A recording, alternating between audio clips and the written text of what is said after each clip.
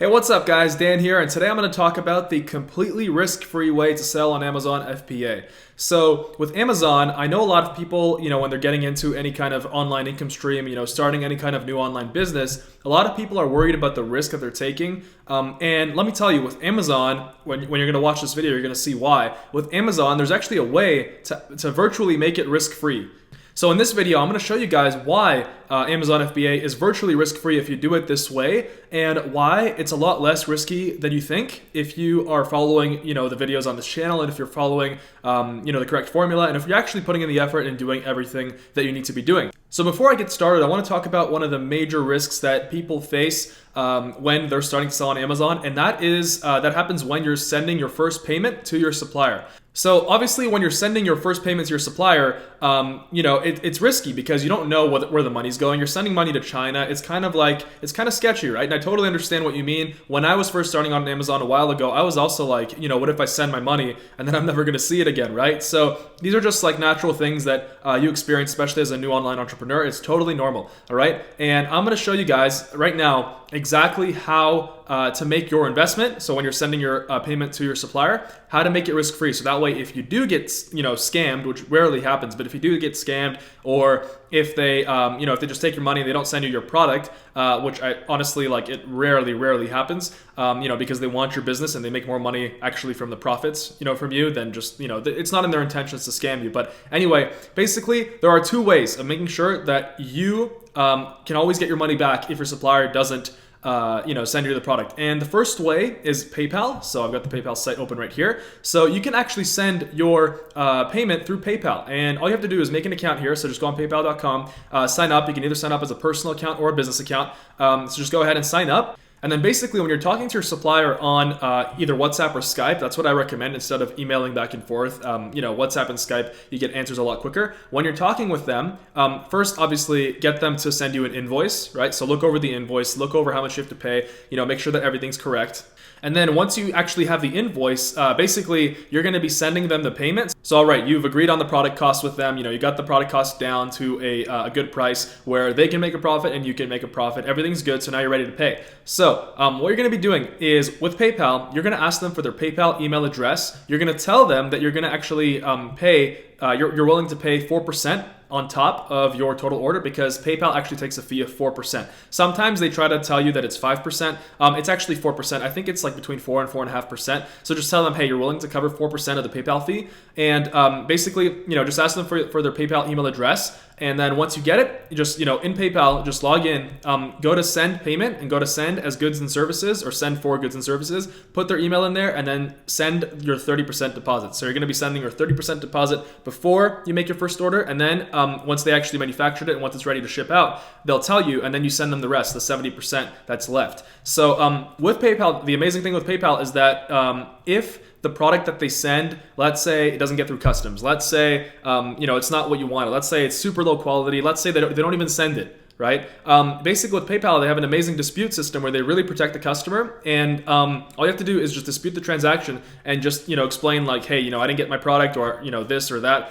Just explain the issue. And basically, PayPal is going to review it. They're going to talk to the supplier, and if they don't respond, you basically automatically get your money back. So that's the amazing thing about PayPal. PayPal really cares about their customers. They value the customer a lot and the buyer a lot more than the seller. So that's the amazing thing with PayPal. So that's the very first thing. Personally, I always use PayPal. I'm willing to pay an extra 4%. It's literally nothing. 4% for the protection of your money. I think, in my opinion, that's an amazing investment. That's an amazing kind of insurance to make sure you don't get scammed. So use PayPal. And the second way that I don't really use, but I know that it's good, it's okay. A lot of suppliers, they don't want you to use PayPal because they're scared that you're going to get the product and then you're just going to dispute it, which is obviously they can be worried about that, right? So instead of PayPal, they'll actually ask you for Alibaba Trade Assurance, and Trade Assurance is totally fine. Basically, Alibaba keeps your payment and releases it to the supplier once you actually are satisfied with your shipment and everything's okay. So Alibaba Trade Assurance is totally cool. It's totally okay as well. A lot of suppliers, they'd rather do Alibaba Trade Assurance because then they get a transaction history. They want to build up their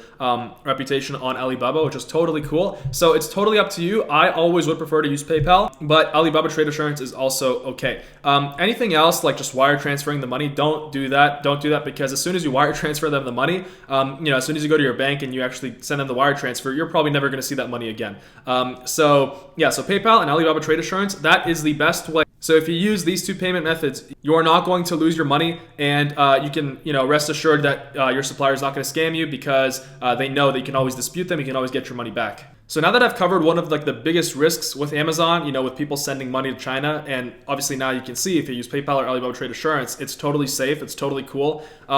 Let's get to the other risk, which I'm going to completely eliminate right now. A lot of people are worried if they buy their product, let's say you put in 500 units or 1,000 units of an order, right? And obviously people are worried that, how do I know the product is going to sell? I need to have a guarantee that, I'm actually going to get a return on my investment. And obviously with entrepreneurship, there's never a guarantee, because if there was a guarantee, there would be no profit. That's just how it works. The higher the risk, the higher the potential profit. That's just how business works, right? So there obviously has to be some risk involved. But this is the second biggest risk with Amazon, and I'm going to totally eliminate it right now for you guys. Basically, what you do if your product doesn't sell. So let's say theoretically, you followed the formula, you followed the videos, you found a great product, you made sure that it was actually selling in Jungle Scale Product Tracker, you tracked it for a bit, you looked at the competition, everything looks good. In your mind, everything's fine, everything should, you should be selling, right? But then it comes into Amazon, and obviously this happens to me, right? This has happened to me, and I actually pulled up one of my products that this happened with. Basically, numbers look great, everything looks great. You have you have confidence that you can actually come in and get those sales.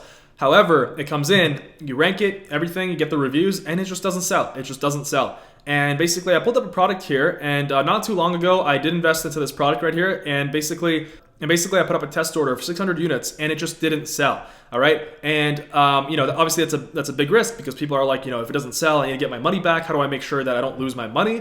And this is exactly how. So this is what you do if your product doesn't sell, and basically this will eliminate the second biggest risk with Amazon. And I'll show you exactly with Amazon why there's no real risk involved. So my product was there were 600 units of my product, and it basically cost me about $1.70 per unit from the supplier. Shipping was $832 for 600 units, so about $1.39.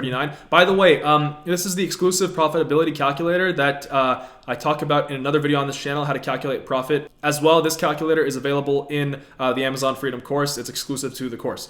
And it shows you your profit, your ROI, your break-even price, things like that, which are very, very important, and you have to know it. So basically, this is how much the product costs. I plugged in the numbers here, and my total first initial investment was $1,852. And I was expecting to make a profit of $13.64 at a realistic selling price of $22.99. So basically what happened was I put up the initial investment. I paid the 30% first using PayPal. Then they made the product. I paid the 70%. It got into Amazon. I got the initial reviews. I launched the product. The product's on page 1.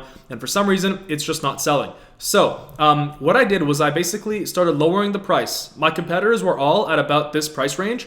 All of them were at about this price range. I think one was at like 17 or something because his listing was bad. He had some bad reviews. So obviously that's to decrease his price. But basically, if you look here, my break-even price was $9.35, which means that obviously this price, how you get this price in this calculator, it shows you and it calculates it for you.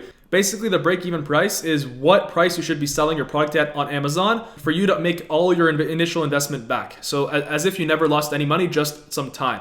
So basically, as you can see, the break-even price, including the Amazon fees, the FBA fees, including the shipping, including the initial product costs, like everything, my whole investment, to make it back, I had to price my product at $9.35. So I'm like, okay, the product isn't selling. So I'm going to slowly keep going down to my break-even price, because the lower the price, the higher the sales. That's just how it is. It's basic economics. The lower the price, the higher the demand. So what I did was I basically set my price drastically. I lowered it. My lowest competitor was at $17, and I lowered my price to about $13. And then that's when it started selling like crazy. It started selling. I started getting like 20, 30 units a day. And basically I told myself, okay, well, there's not enough of a profit, so I'm just going to sell out of this product.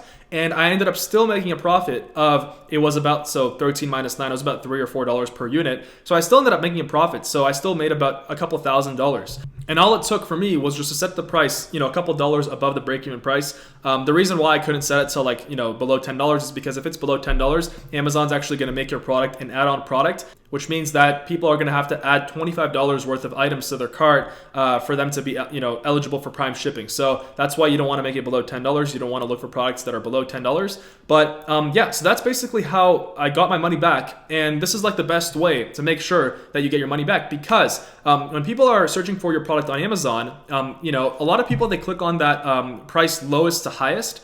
And obviously, because I was the lowest priced for those keywords, my product was at the top. And that's how I ranked, and that's how I got all those sales. And even with this like quote unquote failed product, I still made a profit of a couple $1,000s. So using PayPal, using Alibaba, and using this method to make sure, if you do happen to have a bad product and it's not selling, using these three methods, basically it eliminates all possible risk on Amazon. Obviously not everything, but with Amazon, as you can see, it's a formula. Like there are ways to sell out of inventory that's just not selling, and I just showed you guys exactly how. There are ways of protecting your money. It's 2018. It's a great year to be in e-commerce, obviously, because there are services like PayPal, Alibaba Trade Assurance that protect your investment. So anyway, guys, I hope you guys enjoyed this video, and I hope that it kind of cleared your mind with the risk associated with Amazon and how to make sure that your investment, you won't lose it, and it gave you some reassurance on, I guess, this income stream. So anyway, guys, I hope you guys enjoyed this video. Go ahead and subscribe to the channel. Join the Best Amazon Facebook group. It's completely free. The link for that is in the description below. Most motivated group of Amazon FBA sellers online. So go ahead and join that. Go ahead and like and subscribe, and I'll see you guys soon. Thanks for watching, guys. Peace.